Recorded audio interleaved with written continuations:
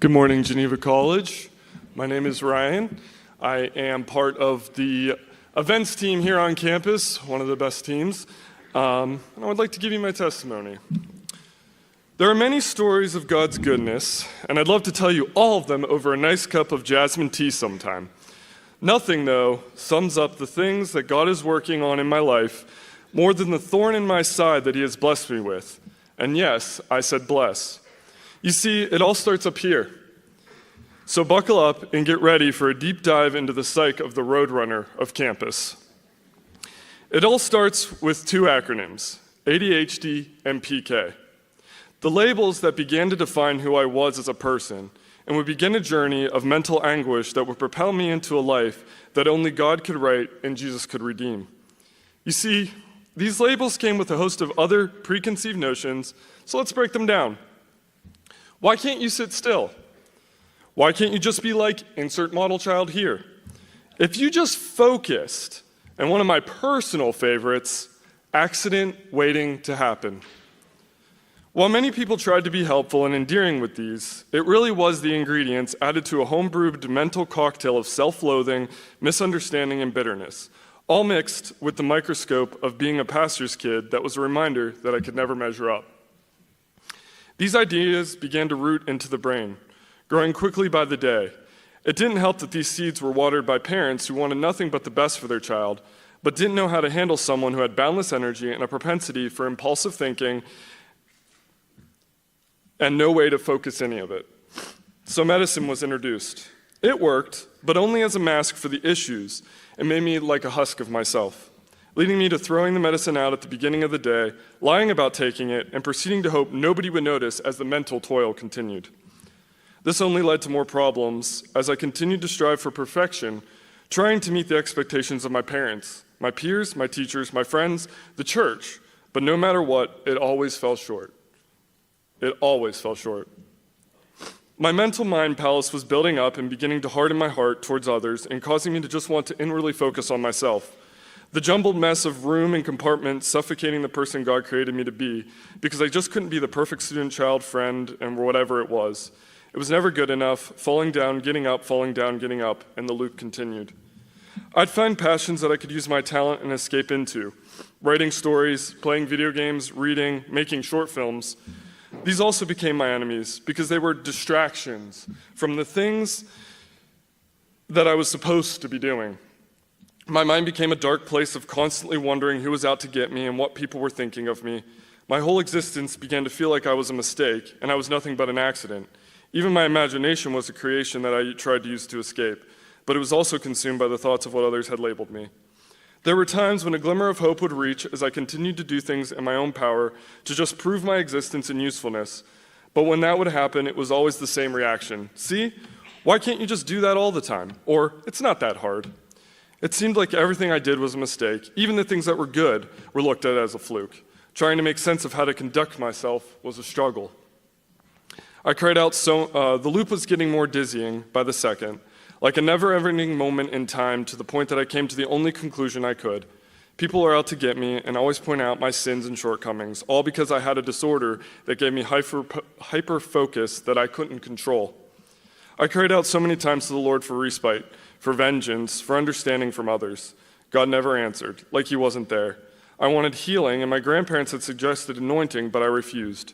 I wanted to prove that I could do this and that I wasn't what they claimed, to prove that I was somebody worthy. God, however, had already written the answer. I just wasn't patient for it, or that is until about 3 years ago, when those desperate prayers began to be answered, but in a way that only God can. It all started with an anointing that I've refused for so many years. In the Bible, when someone was anointed, it wasn't always for healing.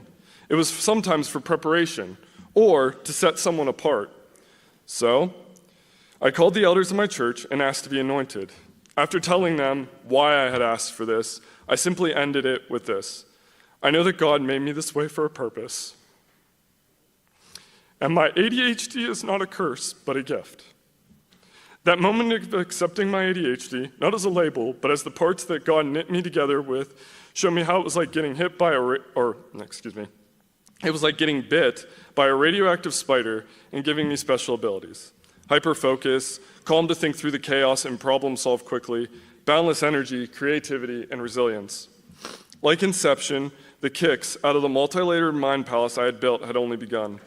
God was writing them each out of existence. My attitude towards how I had been treated began to be altered. While I had been so focused on what others had done to me, opportunities were being missed to serve and love others who are struggling. People won't always understand the way I am, but I can do the one thing God had commanded us, and that was to love and serve, because we were never called to be understood. One of the elders summed it up this way: your parents loved you, but they couldn't love you perfectly. Your wife loves you, but she can't love you perfectly. Only God can love you perfectly. My heart melted, and the one who you should seek to understand became abundantly clearer. The loop I had found myself in started to become clearer. It wasn't a loop at all, but a spiral, one that God is using to teach and grow me in ways that he continues to this day. I still struggle with thoughts of inadequacy. It's not easy to follow the advice of take every thought captive. I still make mistakes, but it's no longer a jumbled mess to understand the difference between growing and failing. There is a way out, to escape the labyrinth of the mind, to escape into the heart of Christ, to rest there. Matthew 11:28 says, "Come to me, all who labor and are heavy laden, and I will give you rest. Take my yoke upon you and learn from me, for I am gentle and lowly in heart, and you will find rest for your souls." By the grace of God and his never-ending perfect love, I'm starting to see the grace of those around me who are also looking to love like Christ. Those labels and phrases, those don't mean anything. I am fearfully and wonderfully made.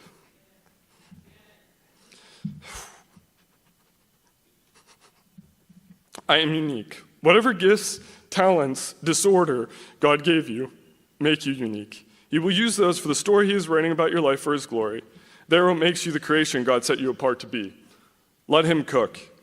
God used all the hardships and good times to prepare me for being a professor of video production, an event supervisor, a father, a husband, a mentor to students, something nobody would have dreamed up. I didn't prepare for this, but God's timing is perfect. He gives you your name, he gives you your calling. He prepares you for a time such as this. The situation you find yourself in that feels like you are going through the same thing over and over and over is just God sanctifying you with his power to prepare you for his purpose. So go to him. He wants you to cry into his arms, like I'm trying not to right now, because nobody else understands you better than him. He created you. He defines you, not the disorders, mistakes, thoughts, or labels. I have so many people in my life who are there and are continuing to root me on, but people will love you imperfectly. And they will fail, and so will you. But I stand here before you promoting a new phrase and a new name given to me by our Creator. Grace waiting to happen, who is a child of God. Thank you.